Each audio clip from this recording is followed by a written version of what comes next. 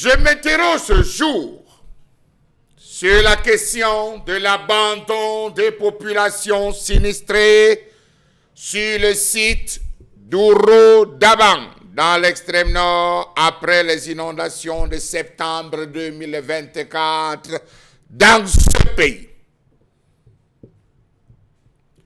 La situation humanitaire causée par les inondations de septembre dernier persiste encore.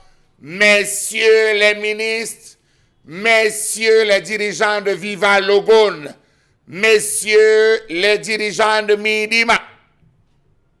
Pour cause, la majorité des victimes de ces inondations continuent d'habiter tristement le site de recasement de Ouro Dabang, à l'une des entrées de la ville de Yagua, dans des conditions presque inhumaines.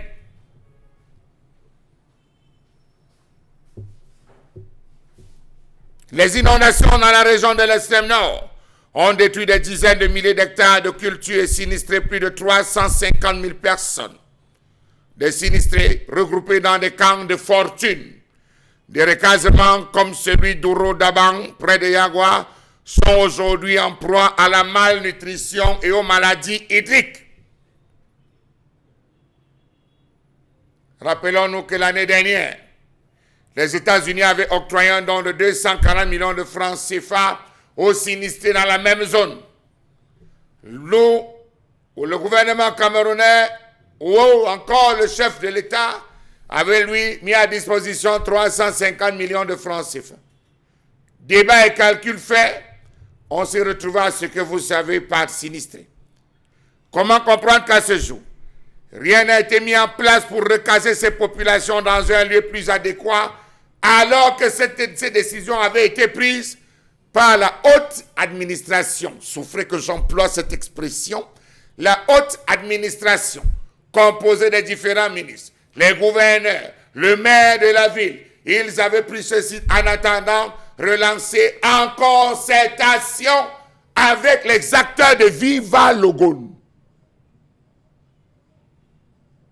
Selon les personnels de santé présents sur le camp, la plupart des enfants, Monsieur le ministre de la Santé, Monsieur le Président de l'Assemblée nationale, Monsieur le Président du Conseil économique et social, Monsieur le ministre de l'administration territoriale, Madame la ministre des Affaires sociales, Madame la ministre de la promotion de la femme et de la famille, souffrent de maladies hydriques et la plupart présentent des signes de malnutrition.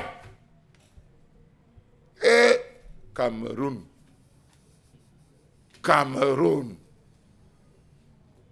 Si les Rouben Oumiobe pouvaient se lever, Félix Roland Moumié pouvait se lever et voir ce qu'on a fait de ce pays, c'est toutes les larmes de leur corps qui sortiraient.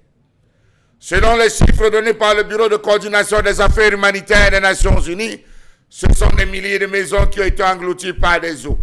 Des promesses avaient été faites, celle de positionner, de repositionner, une fois que les eaux auraient tari, se seraient retirées, repositionner les populations, non pas dans l'ancien site, mais sur un nouveau site, avec évidemment des constructions pour permettre à ces populations de passer de belles fêtes de fin d'année.